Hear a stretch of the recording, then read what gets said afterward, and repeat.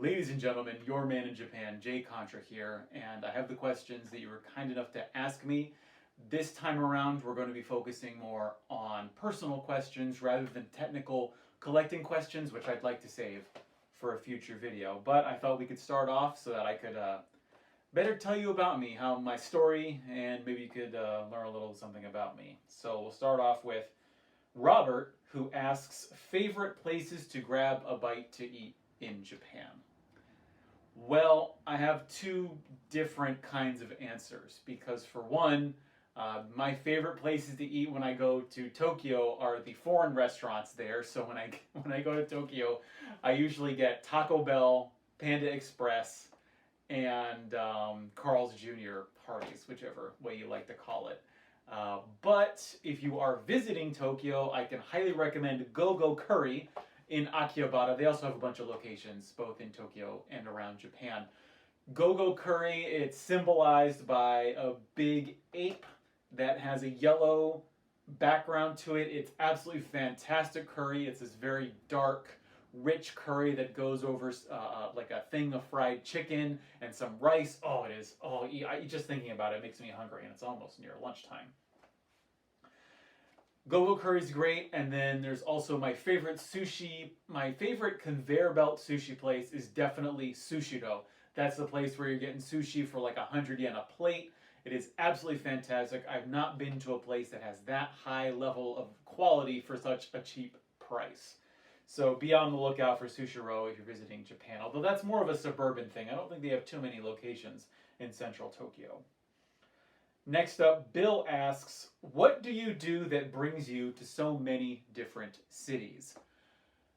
My job actually doesn't really take me a lot of places. I have gone on a couple of business trips, but going to the cities is actually just a thing that I like to do. I like to travel around and go to new places.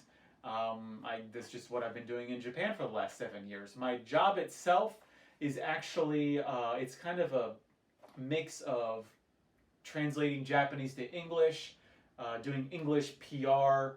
I do a lot of social media, so I do like Facebook and Instagram. I take a lot of pictures. I make a lot of videos.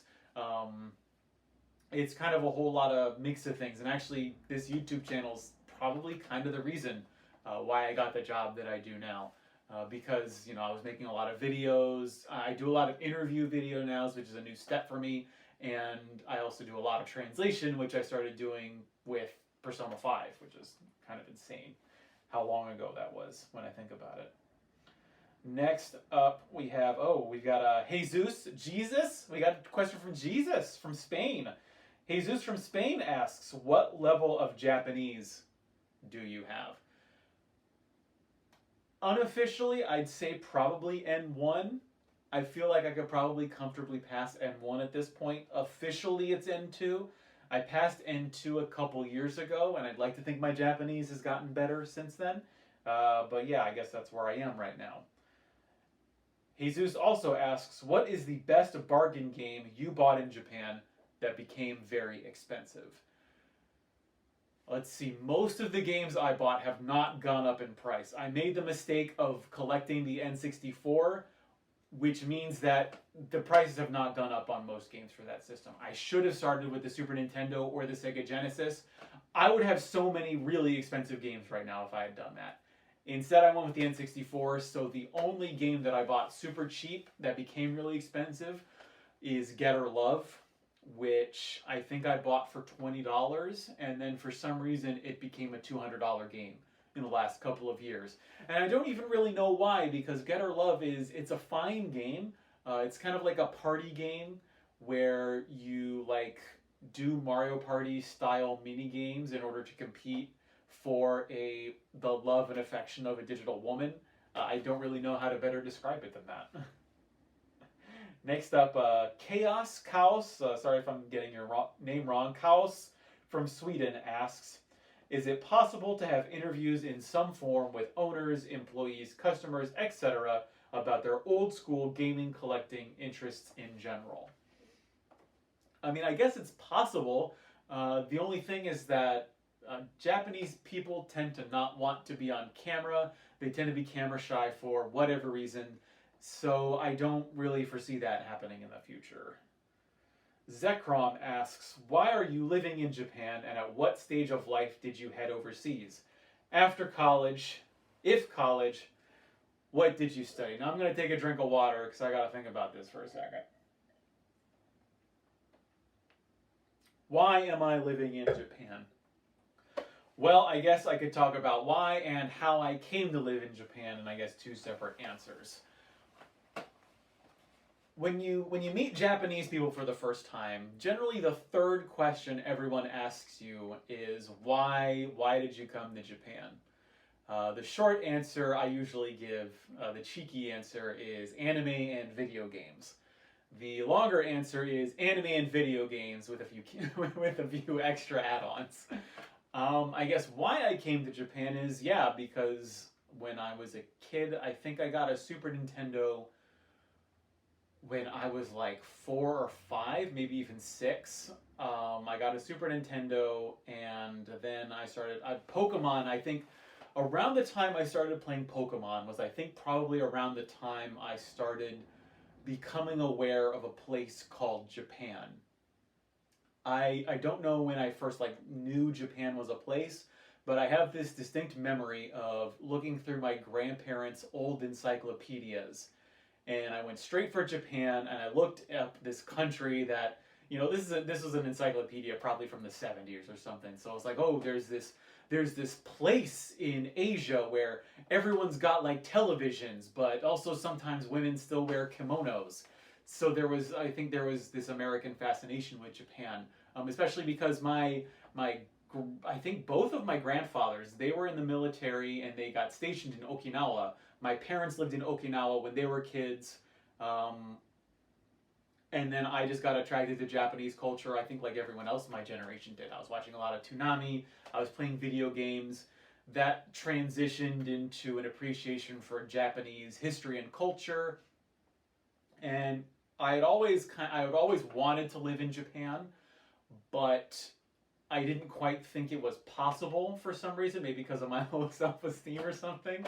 But I guess that can transition into how I came to live in Japan, which is, so when I was in college, I majored in history, and I wanted to go to grad school and eventually become a professor. I wanted to study European imperialism in Asia. I studied Chinese for 3 years, and I wanted to study the British Empire, particularly in China, and a little bit in Japan. So I applied to grad school when I was a senior. I did not get into any PhD programs. I got into a couple of master's programs, but I decided I wasn't going to pay for a master's in history. I was, if I could get a funded program, that would be great, but I couldn't get into any paid programs. So I decided to take a year, go to China, teach English, and in the meanwhile, reapply to grad school. And then also as a plan B, I applied to the JET program. I had read the Gaijin Smash blog when I was in high school, which was this guy who had got on the JET program and taught English in junior high school somewhere in Japan. And I was utterly fascinated by just all the hijinks that this guy got up to. You see, it's like, oh, it's Japan. Oh, I'd love to live there. And then I just remembered about that program, and I applied to it. And I got into JET, and I did not get into grad school.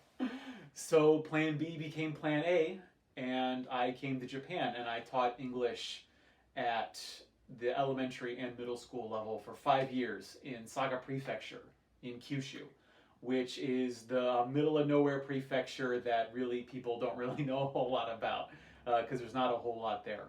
So I did that for 5 years, and then a couple of years ago, I got a job at the place that I work now. And that's why and how I made it to Japan. There it is. That's why this channel exists in this very day. Okay, so next up, Zekrom also asks, what are your top 3 favorite PC Engine CD games? Unfortunately, I do not know a whole lot about PC Engine games. I can say definitely my favorite so far has been Rondo of Blood, because it is a Castlevania game, and Castlevania is an excellent series, and it is one of the best games in an already excellent series. So that'd definitely be my favorite PC Engine game. Another couple that I've played, Silent Debuggers, I thought was pretty wild. I thought that was a very fascinating game. It's kind of like almost a tunnel shooter where you're moving around and you've got like all of these monsters coming at you out of nowhere. I think maybe Sapphire. I played Sapphire. I don't own Sapphire because I don't have $700 extra laying around. But Sapphire I thought was pretty fun. There's so many PC Engine shooters that I love to play. I just unfortunately haven't gotten around to them. Next up, do I see Japanese retro game market prices inflating? Huh. Well, not in the last couple years. Definitely in the last 7 years that I've lived in Japan, I've seen prices increase. I wouldn't say inflating because I think it was just a natural price increase as foreigners came into Japan and took out all the games. Plus, Japanese people, they're reappreciating retro games. I don't think there's really a bubble anymore. I think just prices went up naturally. So that's what I think. Yeah, I guess you could say. I don't know if I'd qualify that as inflating or not. Next, Zekrom also asks, do you see yourself finding less and less due to more foreign competition, or are your finds pretty consistent? I definitely... Now I'm of two minds about this, because definitely in Akihabara, there is definitely a lot less, and that is absolutely because of foreign people coming into Japan, tourists coming in and buying stuff. On the other hand, it's also been because there's been a domestic retro boom over the last few years, and so I think you've got those dual pressures on Tokyo in particular. I think in the boonies, like where I live, I'm definitely seeing less because there's more of a domestic, again, reappreciation for retro games. But I'm also, I don't think I'm seeing a whole lot less. I think because as prices have risen, that's meant that people haven't really been buying stuff as much as they used to before. So I'm still seeing stuff. So I don't think it's not like a desert out here in any means in terms of selection. But yeah, I guess I'd say I'm seeing less. Next up, where did that go? Oh, all my questions seem to have disappeared. Sometimes, this drives me absolutely nuts, but sometimes my notes get deleted for some reason, and I can't figure out why. Okay, so that finishes off Zekrom's questions. Transient Image asks, what is your favorite console to collect for, and why?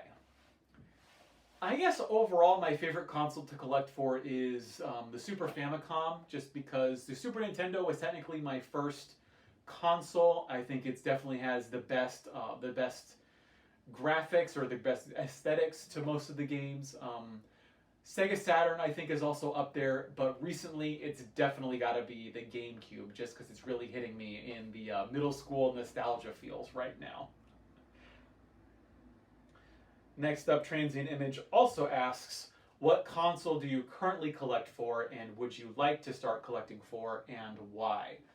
Going back to the PC Engine, that's definitely the console I would like to collect for because it has so many great shooters, platformers, a lot of other different kinds of games. I just unfortunately really can't collect for it because the games are hard to come by, and also when you do find the good games, it can also be really expensive. So I'd say the PC Engine is probably the system I've put more money into buying the consoles than I have the actual games themselves at this point. Let's see, Transient Image asks next, which console do you think has the best Japanese exclusive library? Probably the Sega Saturn, just because it had so many amazing shooters. I guess it'd be in competition with the PC Engine just because Japan got a lot of really cool exclusive games for the PC Engine and the Sega Saturn. Maybe even the Dreamcast, because the Dreamcast also had a lot of really cool Japanese exclusive shooters. Okay, Transient Image also asks, do you or will you have any kind of presence on social media, Instagram, Twitter, etc.? I used to have an Instagram and a Twitter, but I deleted those because I feel like with the amount of time that I put into YouTube, I've also got other hobbies that I'd like to devote some time to. I really don't have time, I feel, to put in the amount of effort required into Twitter and Instagram to do it at a satisfactory level. And also, my anxiety really gets me when I see the infinite feed from Twitter and Instagram. Even I've really tried to cut back on watching YouTube stuff just because that really sucks up a lot of my time. And I'd really rather spend that on making videos and playing games and doing some other things. So no, I don't think I will have a really expansive social media presence, at least in the foreseeable future. 515 Gamer asks, have you ever seen the Tales of Symphonia GameCube? I have seen it once or twice, and it can get pretty expensive. I'd say it's probably about more than $100 at this point. But yeah, non-standard GameCubes are getting really expensive now. Martin asks, have you ever thought of starting a parcel forwarding business in Japan? And I'd also like, when I answer this question, I also like to answer a lot of people who ask me about buying stuff and shipping it outside of Japan. And the unfortunate answer is that I can't really do that right now. Because of my work hours and because of where I live, the post office closes before I could even get to it after work. So I cannot both do YouTube, have the full-time job that I do, and source video games at the same time, and do it at a satisfactory level of service that I think I would be comfortable with and that I feel would serve the needs of people who keep asking me to buy stuff. Now, that's not precluding me from doing it in the future if I end up moving to a different place where I have better access to hard-offs. There's some Japanese post offices will stay open a little bit late, unfortunately, not in one near where I live. And maybe if my job changes in the future, I might have more time. But unfortunately, I can't be running a business right now, so I'm sorry about that. Next, the Cybernatoruk, sorry if I'm pronouncing that wrong, asks, I've always thought of Japan as a pro-physical gaming country, unlike the West, which is starting to shift to digital, with collector's editions like Battle Garega having a lot of great extras, but ultimately coming with a download code rather than a physical disc. Is the physical collecting attitude changing in Japan, or do you think it'll remain a pro-physical country? Now, this is a very interesting question, if only because I've definitely seen a digital shift in the last definitely 5 years. Nintendo has really been pushing digital codes. You can go down to 7-Eleven, basically any 7-Eleven, and pick up digital codes for Switch and DS games. I definitely think that Japan is more physical, and I think will remain as such because you can always go down to Gayo and pick up a cheap physical copy of a game. Take Kingdom Hearts, for example. I just saw a copy of Kingdom Hearts 3 for like $20 at Gayo, but the digital price is still going to be like 5,000, 7,000 yen, like $50 to $70. So I can definitely see that reason why Japan would still remain more with physical media. And because the used game, economy is so much more sophisticated here, because you can go to Book Off, Gayo, Tsukaya, they're so much more easily accessible here in Japan that, I do see them shifting towards digital, but I don't think Japan will ever really go completely physical, at least not for the next 10 years, not as fast as America and other countries have been going digital. Next, the Cybernatoruk asks, when you moved to Japan and started collecting, what was your holy grail? When I started collecting, I don't know if I really have a good answer for that. Maybe Neo Geo, I don't know. Because when I started collecting, I just wanted to collect all of the stuff that the Japanese versions of stuff that I had when I was a kid, so like Super Mario RPG, a lot of Super Nintendo stuff. And then there were, I can't really think of a holy grail other than a couple of years in when I discovered Summer Carnival 92 Rekka. I played it on the 3DS through the Virtual Shop, and then I was like, this game is amazing, I need to have it. And then I eventually ended up getting it on eBay of all places because it's a really expensive game in Japan, but I was able to get a good deal on it from a collector in America. So I guess ultimately the holy grail for me was Battle Greg. No, not Battle. Well, Battle Greg eventually became a holy grail, but I guess my biggest holy grail was Summer Carnival '92 Rekka, which I ended up getting. Okay, next, Lex Dog asks, how did you get past the nerves of filming in a store? I guess I guess I just figured out that if if you just stay quiet and you don't get in people's way, people just don't care. And I haven't really had issues filming in a store. I mean, yeah, for me personally, I do get really tense when I film stuff, but that's just because I want to make a good product that people will want to watch. And I think you just got to do it consistently. Like I think I've been filming in hard offs for 2 years now, and I still get nervous just because I want to make something that's good. But I think I've just gotten used to it at this point. I think the answer is just experience. You just got to get used to it. Bergadil asks, what is the retro game collecting community like in Japan for native Japanese? Is it as popular of a hobby as it is in the West, or do most Japanese secondhand stores sell retro games for tourists due to the amount of space they can take up?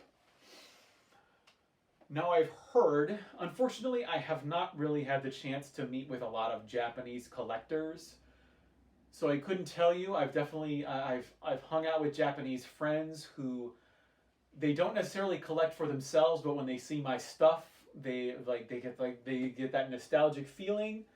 I do think there is some collecting going on domestically in Japan, but I feel like, especially I've heard that a lot of Japanese collectors are not necessarily secretive, but I think the community is very tight-knit.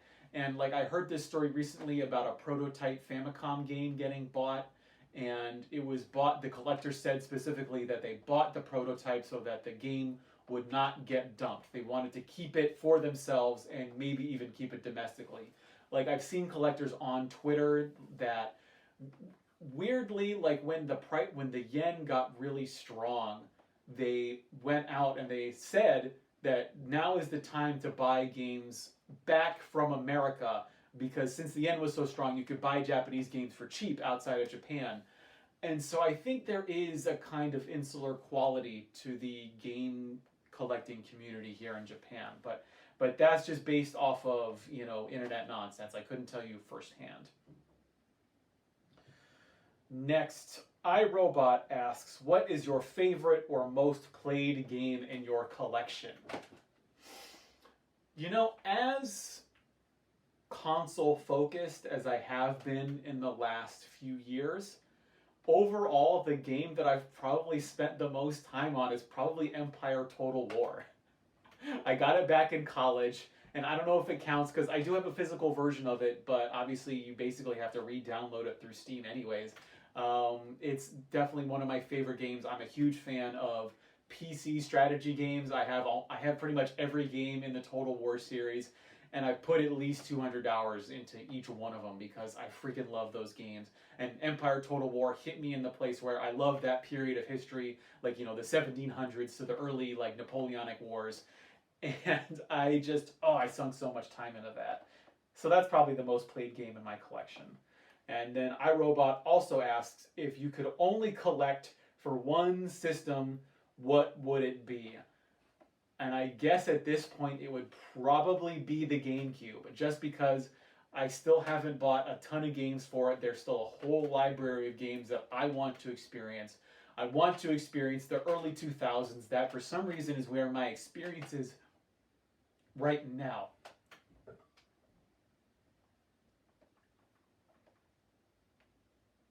Excuse me, that's where my nostalgia is right now. And so I guess if I had to choose right now, I'd say the GameCube. Overall, maybe the Super Famicom, just because it's got like 1,000+ games for it. So you have a huge variety there. So, maybe if I was trapped on a desert island that also had video games on it, I wish they would be Super Nintendo. Maybe, but right now I would definitely say the GameCube is the only console that, if going forward I was only going to buy games for, I would probably say the GameCube. So that's it for all of the personal questions. Thank you very much for asking your questions.